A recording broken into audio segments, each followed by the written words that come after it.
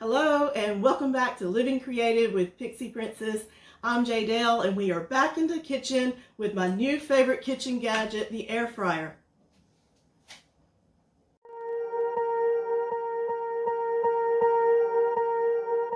Swear I won't forget this, why do I regret this? In my mind reckless, thoughts are feeling endless. Sitting up I'm breathless, anxiety's infectious. I feel so defenseless, betrayed and Mr. Coffee, don't be sad or angry.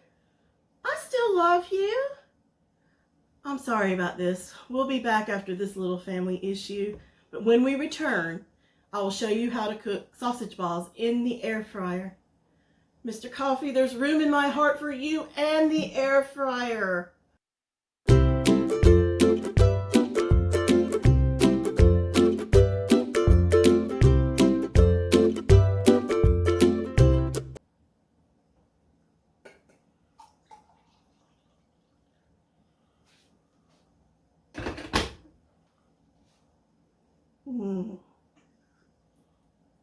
Oh, that's delicious. Thank you, Mr. Coffee. You make the best coffee.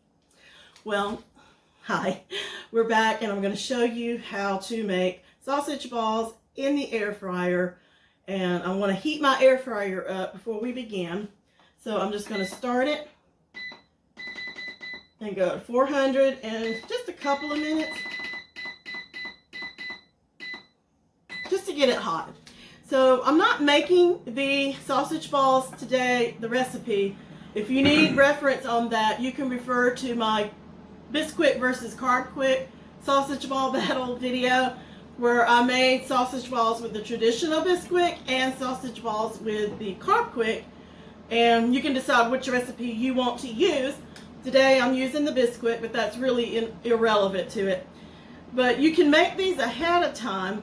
And I'm not going to say it's quicker in the air fryer. I'm just going to say that you can make a few at a time and you don't have to heat up your oven and get your whole house heated up if it's, warm outside. So you can make these ahead of time. You can freeze them if you want to. The times will vary a little bit if they're frozen when you cook them, or you can thaw them out before you cook them. Today I'm just got a dozen here. And these are going to be breakfast for my husband and me this morning. And that's the halftime mark on my 2. So as soon as that gets heated up, we'll start baking these. And we got 1 more minute. So while that's heating up, I just want to say I hope you are having a wonderful day. And I just want to tell you how much I appreciate you being here. It means so much that you are viewing my videos, and if you give me a thumbs up on these videos, that would be so appreciated. It tells YouTube that you see value in these videos, which I hope you do, and it will kind of push them up in the ranks a little bit so more people will see them. Of course, if you share them on social media, on Facebook, or with your friends, that is so appreciated. Thank you so much for that. And we are approaching a year in this channel. I started it right after Thanksgiving in 2021. And I may redo those videos, those first 2, because we were beginning and they weren't as quality as I would like them. I made stuffed pork chops with leftover turkey dressing, and I made Brunswick stew with leftover turkey. So I may be doing some other recipes with leftover Thanksgiving stuff this year. Okay, our oven is hot. So be careful with this hot oven. So let's see how many we can place in here. I don't know if I can get the whole 12, but we will see. That's 5. That's 6. Let's see if we can get them. That was 6. You don't want them touching too close, but it's not that big of a deal, if you're, not making them for a party or anything, because you can pull them apart. I think I can get them all in here. Let me just move these around a little bit here. Some of them will be touching, but that's okay. We can pull them apart.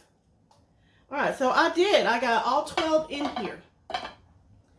So to bake them, I'm going to keep it at 375. Well, actually, I'm going to keep it at 350. And then they're going to cook for 15 minutes. So we will come back when it gets to the halfway mark. Then we will turn our sausage balls and let them cook the rest of the way. I'm going to get rid of the dirty plate and put them on a clean plate when they come out. So stay tuned. All right, I've been enjoying my coffee while I'm waiting for the halftime mark. It should be any minute now. And I just want to stress, you want a clean plate. Don't use the same plate that you had your raw meat on. You don't want to cross-contaminate your raw meat with your cooked meat, because you don't want to make anyone sick, yourself or your family that you're feeding. So food safety is very important, so please remember that. Do not cross-contaminate raw meat with cooked meat, because you do not want to get sick or make your family sick. So it's about time for this to go on the halfway mark, and then we will shake them and turn them over and then let them cook the rest of the way. So there we go. Oh, these are looking pretty. All right, so they don't really shake, so I'm just going to kind of turn them over.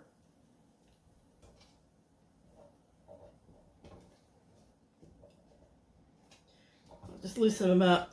And I may suggest, that you spray it with some cooking spray. I think I did that last time, and I didn't do that this time, so they don't stick. All right, let's get these turned. And then once I get these turned, I'm going to put it back in the air fryer. It will resume the time and finish the rest of the way cooking. And when it does that, we should have some delicious sausage balls ready to eat. So these are turned. I'm going to put them back in. It will start up automatically. So I'll be back to show you the results when it's finished. Okay, we're almost done here. I've been enjoying my coffee while these bake. And then we will see what we are dealing with here. I hope they are perfect. They were looking good when we checked them at the halfway mark. Again, make sure you have a clean plate. And I washed my tongs before I came back, so I would not cross-contaminate raw meat with the cooked meat, because I don't want to get sick. I don't want to make anyone that I'm feeding sick. So, almost there.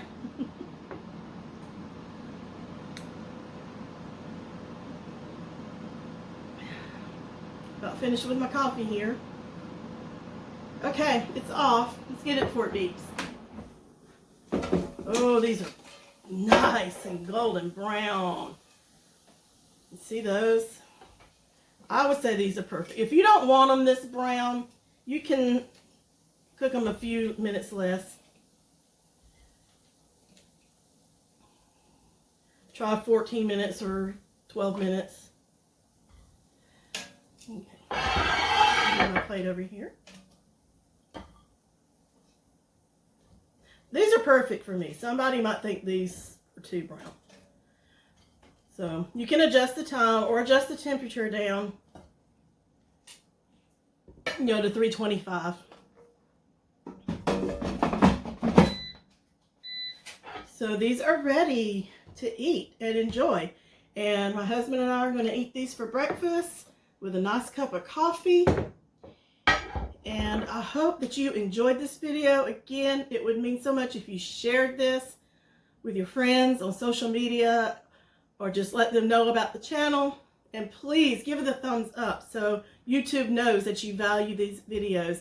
And I hope to bring many more to come. I thank you for this almost a year, and I just want to thank you for being here and showing up and watching my videos. So always remember to be kind to one another and to your appliances. And I hope you have a blessed day, and that you will share God's love with everyone around you. So until the next one, God bless.